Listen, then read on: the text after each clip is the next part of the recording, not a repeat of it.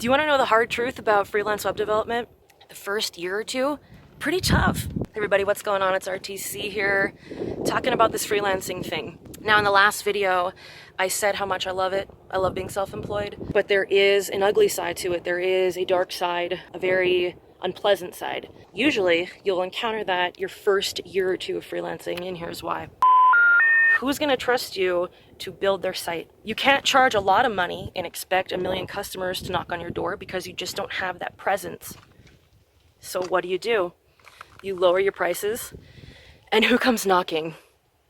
Tire kickers, clients from hell, people who aren't serious. One of my earliest clients was an orthodontist, and she had a proprietary product for cleaning teeth. I was really excited about it. She was very good at what she did. Thriving business. Just the best in her area, like the best probably in the northern part of the state. I ignored the red flags, and there were many. So our first meeting went fine. I met her and her husband at a coffee shop. We talked about their needs. I talked about what I could provide for them because they wanted some e-commerce stuff. They had pretty good distribution in stores, but the web stuff not so much, because their relative was a car salesman in Oklahoma and he couldn't finish the website. They had started a site on GoDaddy using the drag and drop builder. They couldn't finish it. They had talked to 7 or 8 other people at business meetings, at college, business boosters, etc. None of these people could deliver. They just didn't have what they needed. And they thought, you know, maybe I'm the one. I was ecstatic. My very first real world client outside of friends and family. Yeah, I'm jazzed. So they called me and said, hey Candy, we want you to come down to our office and talk more about this project. I was like, yes, awesome. The thing was, their office was over an hour away. So I did what any newbie developer freelancer would do. I drove an hour plus to meet with them. It was a Sunday, so their office was closed. I knocked on the door. Jim, we'll call him Jim, the husband answered, and he led me into the back, this dark room. Dr. Linda was nowhere to be found. A few minutes later, I heard her next to a printer/scanner furiously scanning these documents, mumbling, I hate her, I hate her, I hate her. Like it was something out of a Farazuka Balk movie, or whatever her name is. Like it was something out of Witches. So finally we sat down, we got to talking. So Jim got sidetracked about this geofencing thing. Okay, like how many flags do you have right now? Just OCDing about this geofencing thing. Finally, I had to interrupt because we were there for like an hour. Okay, I drove an hour, I was there an hour, we were talking, and finally I had to segue and start talking some business because I hadn't been paid at all. We had not talked any numbers. And so I explained what I could do for them, right? Like their site currently, the current status was, it was not mobile responsive. It looked totally, the UX UI was a disaster because it was a GoDaddy drag and drop. Credit card functionality, forget about it. So many problems. And I explained to them what I could do for them. So they said, okay, great, we'll call you. I drove an hour back home and I was still feeling pretty awesome because this is my first real client. Still hadn't been paid, still hadn't talked anything about money. I get a call the next day from Jim at the golf course who was like, hey Candy, Dr. Lynn and I and one of our friends wants to come meet with you again. This woman I know said she can get this thing done for free, and she's kind of interested in seeing what your process is. I was dumbfounded. I was absolutely dumbfounded. I spent all this time telling you about my process and what I can do for you, and you found someone who can do it for free, and you want them to come to a meeting so I can tell her my trade secrets. Go f*** yourself. That's what I wanted to say, but I didn't. I said very calmly, Jim, although I was like shaking because I was in my car, like in my hometown, not my hometown, but where I lived at the time, shaking, like, how could this guy do this to me? But I said very calmly, Jim, you just told me a lady can do this site for free. Like, this isn't cool. Like, I'm going to have to start charging you for a consultation. And he just wasn't having it. He said, well, I've never heard of anyone charging for a meeting. This could be a really good opportunity for you.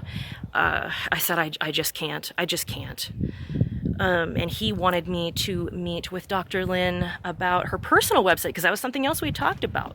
That's why I was also feeling hyped, because it was like project after project after project with these people. They were very far behind with their web presence. And he said, well, can you at least call Dr. Lynn and tell her you'll do her personal site? And I said, I'll get a hold of her. Emailed her and I said, I'm sorry, Dr. Lynn, but this business relationship is over. How many flags were raised during that story? Client who is making unreasonable demands, who wants everything for free, who wants me to do everything for them and more, who gets mad when they hear anything about money, who doesn't want to do a contract. Well, that was implied because there was no money exchange. And this type of situation is so common when you're starting out freelancing, because you want to make the deal, you want to make the sale, it feels good, and you don't want to say no to people because this is your business. And there is that fear a lot of times that people are going to review negatively or have bad things to say about you if you walk away. Finally, a few years later, I checked back in on the website and they had stuff done. I don't know who they got to finish it. Maybe their relative in Oklahoma who's the car salesman. But situations like that over and over can really drag on your morale and be really kind of depressing and make you want to get out of the business. But the key is to just learn from those situations. I know it's tough. Okay, I've wanted to walk away so many times when I deal with a very poor client. But now I know to recognize those symptoms and those signs of a low quality client. The first year or two, it's really hard to know, really hard to identify who's worth working with and who's not, especially because you just want to make the sale, you just want to make the deal. But the key is to just keep pushing forward, because eventually, when you are able to charge more and you have more experience, you do have that sense. You do have more of a presence and ability to determine who's worth working with and who's not. Now, not always. Sometimes you get halfway through a project and something goes very wrong. That's an unpleasant situation too.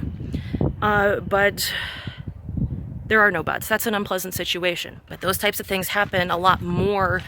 Low quality clients come your way a lot more when you're first beginning, because I really think they can smell it. You know, they can smell the newbie blood. It's disgusting. It's so predatory. And I've dealt with other low quality clients and I still encounter them on occasion. But the difference is I don't work for them anymore and they're not my client. I have way too many other things to do. And that's the other thing. When I was starting freelancing, I did have free time, and now I don't. I just don't have the time to entertain these folks. I'm very busy, and I have work to do, and if I don't work, I don't get paid. So if I don't get paid, I don't get to pay my bills, and that makes me very unhappy. But going back to the newbie thing, if you can get through those first couple of negative experiences, it gets a lot better. But there is that negative side. There is that not so pleasant side with low quality clients. If you're interested in freelancing, check out my book, Freelance Newbie. It's on Amazon, top rated on Udemy as a Udemy course called Freelance Newbie also. People are loving it. I talk about contracts. I talk about proposals. I talk about customer service, getting people to trust you, building that trust factor, building social proof, building your own landing page, what you should have on your freelance website, all kinds of stuff to get started and get you in the right direction so that you aren't dealing with bad client after bad client after bad client after bad client. But just know that they are out there and you will be able to identify them better and better as your career goes on. I'm trying to be out in nature, man, but there's like a lot of people here. I'm going higher up. I'll see you guys later.